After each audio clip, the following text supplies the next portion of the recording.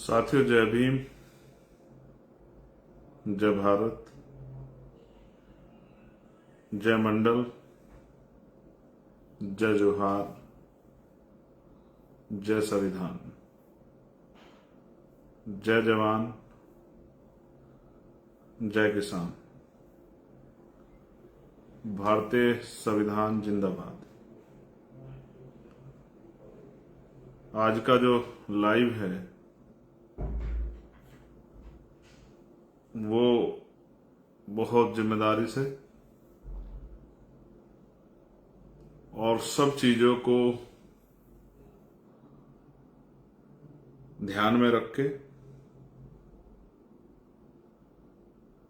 तब ये लाइव जो है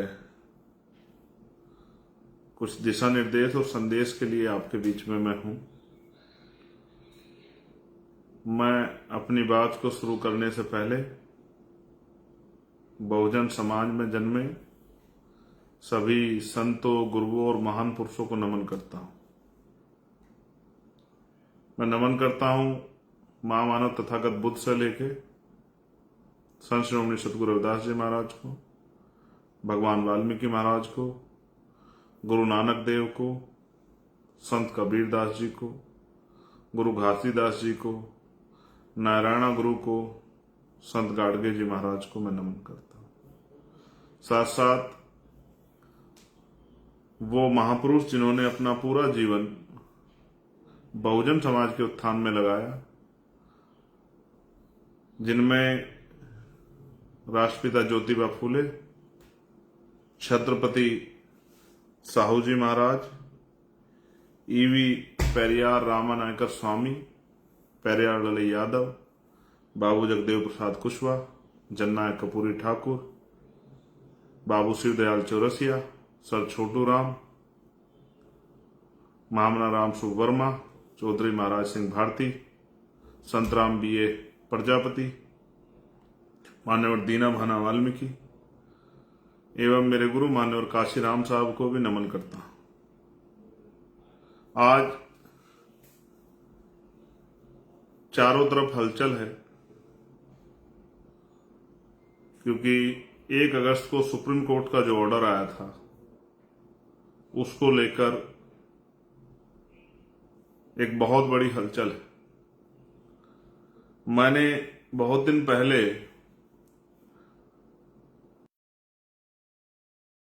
जब मैं जेल में था तो मैंने ये एहसास किया मैं निर्दोष था, फिर भी मेरे खिलाफ बेल मिलने के बाद एनएसए की कार्रवाई की गई। उस एनएसए की कार्रवाई को रात को 2:30 बजे अंजाम दिया गया और उस एनएसए कार्रवाई के बाद मुझे 12 महीने तक जेल में ठूस दिया गया। उस दिन मुझे राजनीतिक शक्ति का एहसास हुआ। मैं ये समझता हूं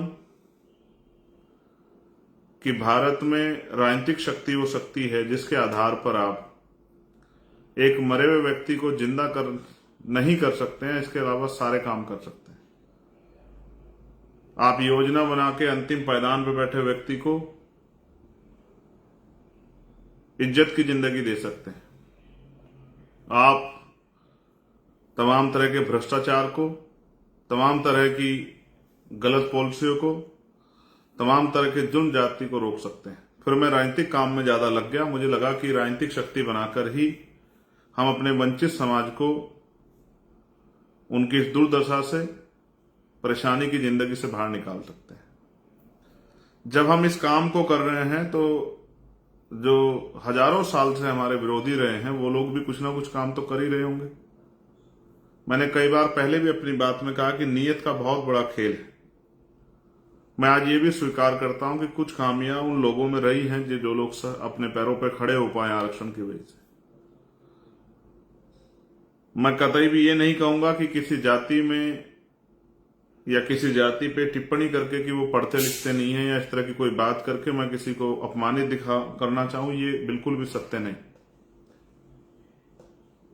जिस तरह की भाषा का प्रयोग मनुवादी लोग हमारे लिए आरक्षण पे करते थे, आज उसी तरह की भाषा का प्रयोग हम लोग करें तो ये सत्य नहीं। मेरा जमीर इस बात की गवाही मुझे नहीं देता। इस आंदोलन में ना मुझे ना मेरे किसी भी साथी को धक्का किसने नहीं दिया या जबरदस्ती हमें भेजा। हमने ये आंदोलन मन से स्वीकार किया है। हमारे लिए कोई रोजगार करने का या पेट भरने का या कोठी बंगले बनाने का आंदोलन नहीं है। हमारे लिए ये आंदोलन समाज को उसके पैरों पर खड़ा करने का है। हाँ, मैं मानता हूं शेड्यूल कास्ट के लोगों में अभी भाईचारा नहीं है, लेकिन इस भाईचारा को बनाने के लिए हमने तमाम तरह के प्रयास किए। हमने उस तरह की लीडरशिप अपने यहां डेवलप की है कि वंचित जातियों को नेतृत्व करने का मौका मिले। हमारे यहां वंचित वर्ग के लोग बड़े बड़े पदों पर हैं, लेकिन क्योंकि हमारी नई पार्टी है इसलिए आपको वो दिखाई नहीं देते, इसलिए आपको उनका कद नहीं दिखाई देता। लेकिन पार्टी में उनका कद है, संगठन में उनका कद है, ये सबको दिखाई देता है। उनकी बात का जो है उनकी वैल्यू भी है, उनका सम्मान भी है, ये भी सबके सामने। तो मैं अब बुनियादी बात पे बात करता हूं। कल समाज ने एक बंद बुलाया है। मैंने बीच में इस बात को स्पष्ट किया था कि बंद को, उसके पीछे के उद्देश्य को, हालातों को नजर रख के हम लोग फैसले लेंगे।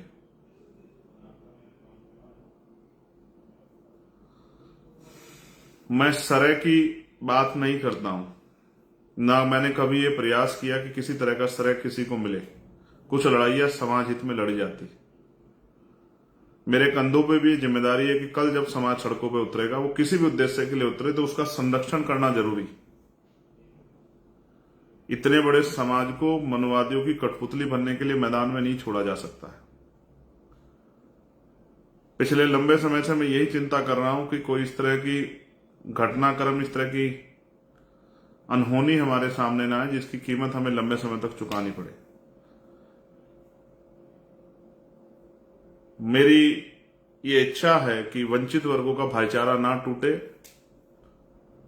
1000-2000 नौकरियां इधर उधर चली जाए, कोई फर्क नहीं पड़ता। मैं इस बात से असहमत नहीं, क्योंकि 2% सरकारी नौकरियां है, 98% प्राइवेट सेक्टर है। आप याद करो, मैं फिर दोहराता हूं, मैंने मांग की कि 98% प्राइवेट सेक्टर में SC ST OBC के लोगों को मौका दिया जाए, उनको रिजर्वेशन दिया जाए, रिप्रेजेंटेशन दिया जाए। आप याद कीजिए, मैंने मांग की कि लेटरल एंट्री जो है, जिसपे आज हम लोग जीते भी हैं, कि लेटरल एंट्री पे जो है के जरिए जो हमारा हिस्सा खाया जा रहा है, इसको बंद किया जाए। आप जिन जगह पे रिजर्वेशन नहीं है, रिप्रेजेंट, मैंने उनके लिए मांग की। आप जानते हैं, मैंने 1.5 साल पहले मांग की कि उन वंचित जातियों को जिनको अवसर नहीं मिल रहा, जब 10% आर्थिक आधार पर आरक्षण आप स्वर्ण जातियों को दे सकते हो, तो मेरे उस समाज को भी आपको मुख्य धारा में लाने के लिए, क्योंकि पिछले 10 साल से ज्यादा का समय हो गया है, 13 साल हो गए, अपनी जाति का जनगणना नहीं कराई, लगातार हमारी संख्या बढ़ रही है, तो संख्या के आधार पर हमारी हिस्सेदारी तय होनी चाहिए।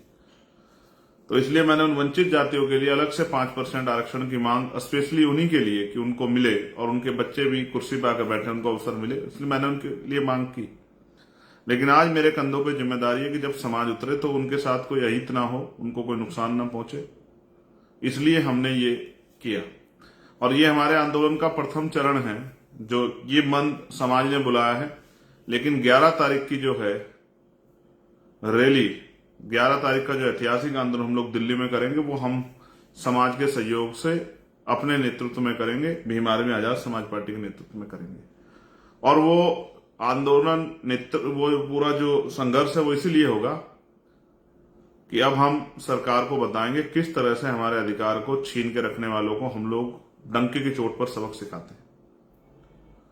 अब अगर सरकार किसी स्वार्थ में करना ही चाहती है, तो अब सरकार को फिर हमसे निपटने के लिए, संवैधानिक तरीके से हमसे निपटने के लिए, हमारे संवैधानिक आंदोलन निपटने के लिए तैयार भी रहना पड़ेगा। इसलिए मैं इस लाइव के माध्यम से अपने साथियों को यह भी बता देना चाहता हूं कि कल आंदोलन का प्रथम चरण है जो समाज ने बुलाया है। इसके बाद दूसरा चरण 11 सितंबर को दिल्ली में है। फिर आगे क्या करना है वो भी लगातार मैं आपको बताता रहूंगा। मैं तो चाहता था कि इस पर एक ओपन डिबेट हो। वो जातियां जिनको नहीं मिला है और जिनको मिला है, वो सब लोग आपस में बैठ के, हमें तीसरे व्यक्ति की जरूरत नहीं थी कि कोई हमारे बीच में तीसरा व्यक्ति आके फैसला करे। हम वंचित वर्ग के लोग आपस में बैठ के फैसला करके, जो वास्तविकता में इसके पूरे रिसर्च को जानकर हम आपस में बैठ के इसको निपटाते कि भाई ये किस तरह हमें आगे बढ़ाना है, किस तरह से हमारे अंतिम व्यक्ति को भी अवसर मिले। मैं इस बात से सहमत हूं और मैं आपको विश्वास दिलाता हूं, अपने डीएससी समाज को भी ये विश्वास दिलाता हूं कि हम लोग इसके बाद भी बैठेंगे, बैठ के चर्चा करेंगे। जिसको अवसर नहीं मिला उसको अवसर मिले, इसके लिए हम लोग संकल्पित हैं। मैं वचन देके कहता हूं कि इसके लिए हम लोग संकल्पित हैं।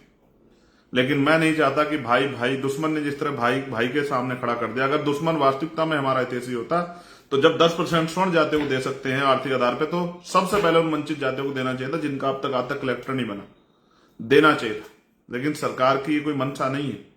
आप जानते हैं किस तरह के फैसले और किस तरह से सबसे ज्यादा चुनावी लाभ लेने के लिए किस तरह से जो है प्रेस कॉन्फ्रेंस की गई।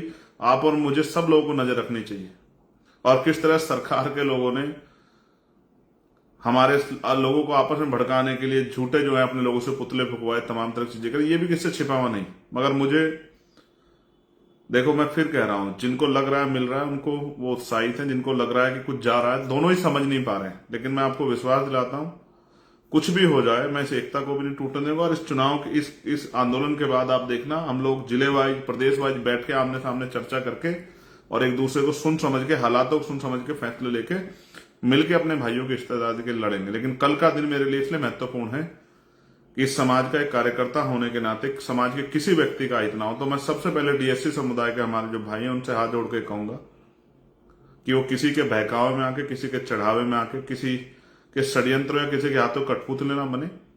जिस तरह आप लगातार मांग कर रहे हैं संवैधानिक रूप से, आप अपने आंदोलन को लगातार चलाइए और समाज ने जो आंदोलन बुलाया है इसको भी शांतिपूर्वक तरीके से होने दें।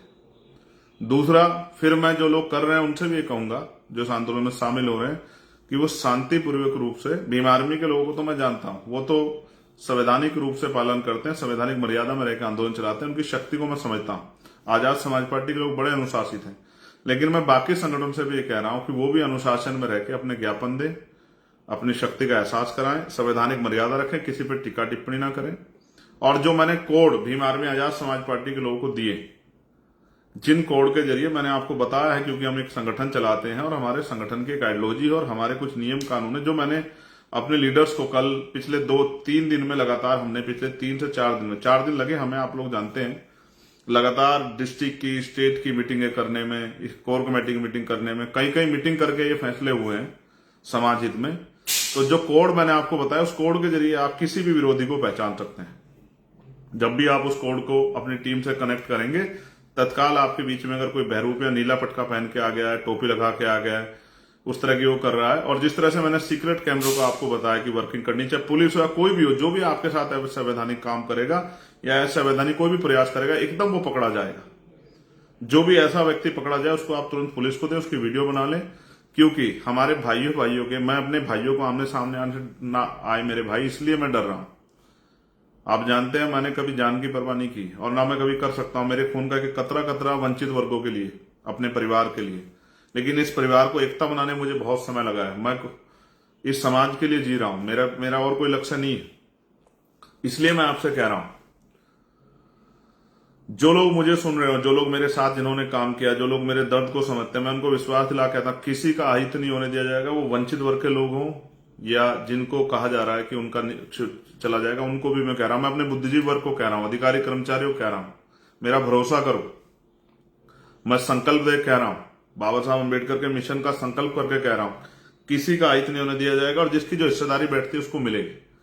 लेकिन आप संयम रखो, किसी के कठपुतली मत बनो, किसी पर टिप्पणी मत करो। और मैं अपने संगठन के साथियों से कह रहा हूं जो हमसे लोग जुड़े, जो मैंने आपको कोड दिए हैं, आप समय समय पर आंदोलन के बीच में उन कोडों का प्रयोग करना, आपको पता लग जाए कौन बाहर का आदमी आपके उसमें। और जैसे ऐसा आदमी तत्काल वीडियो बनाए, क्योंकि बहुत सारे लोग ये चाहते थे कि हमारे लोग सड़कों पर आए और फिर उनका इस तरह से मिसयूज किया जाए, फिर इनको दोनों भाइयों को लड़ा दिया जाए। ये वंचित वर्ग के लोग हैं, इनमें ये मार्शल कौम है जिन्होंने अपने शौर्य, अपने बल पे जो है बहुत सारे संघर्ष किए और विरोधियों को धूल चटा दी। दुश्मन आपकी ताकत से डर गया है, इसलिए आपको बांटना चाहता है। और मेरा एकमात्र जो उद्देश्य है वो महान पुरुषों का जो सपना था कि हर व्यक्ति तक बुनियादी सुविधाएं पहुंचे और सबको सम्मान का जीवन मिले। मैंने कई बार आपसे कहा, क्या मिलता है बजट में हमें, कौन कितना हितैषी आप जानते हैं। मैंने अलग से सफाई कर्मचारियों के लिए बजट की मांग की थी। कि उनको उतरना ना पड़े। मैं सिर्फ अपने लोगों के प्रति हूं और कुछ नहीं। इसलिए मैंने जो अपने संगठन के लोगों को जो कोड दिया, और एक और हमने इस लड़ाई को ऐसे लड़ जाकर हवा में समर्थन कर दिया, ये हो गया वो हो गया। हमने इसके लिए एक वॉर रूम बनाया।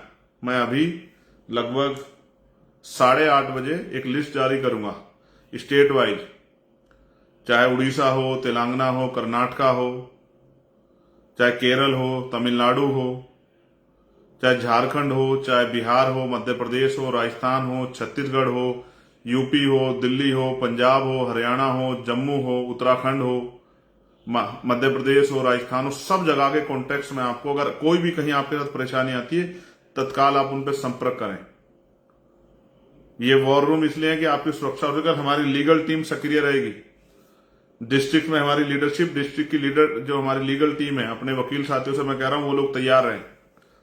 हमें हर मुसीबत से समाज को बचाना है। अब तक इन समाजों से राजनीति होती आई, अब पहली बार एक एकता बनकर हम लोग प्रयास किए, उस एकता से लोग डर गए। इसलिए जो मैंने कहा उस कोड का प्रयोग करना है। जो बीच में आपका कोई घुसेगा तत्काल पकड़ा जाएगा, फिर उसको कानूनी रूप से सबक सिखाया जाएगा। और दूसरा, लगातार जो है यही किसी भी आंदोलन को जो है चलाने का यही तरीका होता है कि आपके पास कुछ सीक्रेट प्लान होना चाहिए। संवैधानिक मर्यादाओं में इस आंदोलन को पूरा करना है और अगले आंदोलन 11 सितंबर की दिल्ली के लिए तैयारी करनी है। भीम आर्मी आजाद समाज पार्टी और बहुजन समाज के लोग कह रहा हूं, एक दिन में आंदोलन नहीं जीता जाएगा। और अब हमारी मांग जो है मैंने आपको बता दी है। हमारी मांग सिर्फ ये नहीं है छोटी मोटी मांग, अब जो है हम बताएंगे किस तरह से अधिकारों की रक्षा होती है, किस तरह से संघर्ष किया जा सकता है। अब जो बैकलॉग है, जो 15% को 4-5% में टाल रखा था, एक एक नौकरी हम लोग पूरी कराएंगे, पूरा बैकलॉग भराएंगे, आरक्षण का कोटा पूरा कराएंगे। दूसरा, राज्यसभाओं में, विधान परिषद में SC ST OBC के लोगों को राजनीतिक आरक्षण मिले, राजनीतिक रिप्रेजेंटेशन मिले। SC ST को गवर्नर हो की पोस्ट हो, चाहे राज्यसभा की हो, किसी दल की हो, चाहे विधान परिषद की हो उनमें, चाहे मिनिस्ट्री हो उनमें, साथ साथ जातिगत जनगणना हो। जितना प्राइवेट सेक्टर है, प्राइवेट सेक्टर में जो है ना रिजर्वेशन की व्यवस्था SC ST OBC के लिए। अब हमारे जीवन का एक ही लक्ष्य है, इस देश में जिसकी इतनी संख्या बारी उसकी इतनी हिस्सेदारी के आधार पर अंतिम व्यक्तित्व को भी उसकी संख्या के आधार पर हिस्सेदारी मिलनी चाहिए। धनधरती राजपाट में हिस्सेदारी मिलनी चाहिए। वो हम लोग राजनीतिक शक्ति बनाकर भी देंगे और वो हम लोग भाईचारा बनाकर भी लेंगे। अब हम चुटकी भर के लिए नहीं लड़ेंगे, अब हम अपनी संख्या के आधार पर हिस्सेदारी के लिए लड़ेंगे और अपने भाइयों के लिए भी और अपने लिए भी हम लोग मैदान में जाके लड़ाई लड़ेंगे। हम ये पहले भी करते आए। मैंने आपसे कहा जुडिशरी में भी रिजर्वेशन होना चाहिए। जिस हर डिपार्टमेंट में जो हमारी हिस्सेदारी वो उसको हमें पूरा कराना है। अब हम SC ST OBC के वास्तविक अधिकार उन तक पहुंचे, इसके लिए रोज संघर्ष करेंगे। अब हमारा यही मकसद है कि अंतिम व्यक्ति तक सुख सुविधाएं, बुनियादी अधिकार पहुंचे। और जो सरकारों में हमारा हिस्सेदारी बैठती संख्या के आधार पर, बजट में, तमाम चीजों में, उन पे भी हम लोग जो है संघर्ष करेंगे। अब हमने ठान लिया। लेकिन मैं फिर आपसे पुनः अनुरोध करूंगा, शांति प्रिय तो आप लोग हैं, लेकिन संवैधानिक मर्यादा का पालन करते हुए। और एक मैंने कहा ना, दुश्मन के मोहरे नहीं बनना, अच्छी टिप्पणी नहीं करनी है अपने लोगों। भाई भाई के साथ नहीं लड़ता है, कभी नहीं लड़ता, लड़ना भी नहीं चाहिए। 2-4 हजार नौकरियों से कोई फर्क नहीं पड़ता है। ये होना चाहिए, जरूरी है कि जो जिसको नहीं मिला उसको मिलना चाहिए, लेकिन सरकार के मोहरे बन के नहीं। इसलिए मैं आपसे अपील करूंगा। और समाज समझदार है और दुश्मन देखिए कितना समझदार है, भाइयों को भाइयों से लड़ा रहा है। वरना अलग से भी 10% 5% दे सकता था, लेकिन फिर भाई भाई से लड़ते तो वो तमाशा कैसे देखता। और गजब का खेल, जो लोग देने का वादा कर रहे हैं वो राजस्थान में समर्थन भी कर रहे हैं बंद का। कई खेल चल रहे हैं, बहुत सावधान रहिए। मैं राजस्थान के साथियों से, मध्य प्रदेश के साथियों से, उत्तर प्रदेश, हरियाणा, पंजाब के साथियों से, उत्तराखंड, दिल्ली, बिहार और झारखंड के साथियों से, तमाम नॉर्थ की बेल्ट से तमाम साउथ की बेल्ट से ये आपसे प्रार्थना करूंगा। और 8:30 बजे हम लोग लिस्ट जारी करेंगे। कहीं किसी को परेशानी आती, किसी भी तत्काल होकर, और एक एक मिनट की खबर के लिए चंद्रशेखर आजाद आपके बीच में है। हर उसके लिए कहीं शासन प्रशासन अगर गुंडाई करेगा, उनसे लड़ने के लिए, सब चीजों के लिए आपके 24 घंटे बीच में है। लेकिन उस लिस्ट के लिए आप तत्काल जो है संपर्क करें, और कोई भी बात हो तत्काल बताएं, लेकिन बहुत जिम्मेदारी समझदारी से, संवैधानिक मर्यादा का पालन करते हुए शांतिपूर्ण तरीके से अपने ज्ञापन दें और अपने विरोध को दर्ज कराएं। आपने मुझे सुना। आप सभी के लिए मंगल कामनाएं। जय भीम, जय भारत, जय संविधान। आप सभी के लिए मंगल कामनाएं। बहुजन समाज जिंदाबाद, आजाद समाज पार्टी जिंदाबाद, भीम आर्मी जिंदाबाद, और मेरा हर एक व्यक्ति भाई परिवार जिंदाबाद। आपका कार्यकर्ता, आपका भाई चंद्रशेखर आजाद। जब तक महान पुरुषों का सपना पूरा नहीं होता, तब तक हम लोग रुकने वाले नहीं है, और दुश्मन की किसी साजिश को हम लोग कामयाब नहीं होने देंगे। धन्यवाद।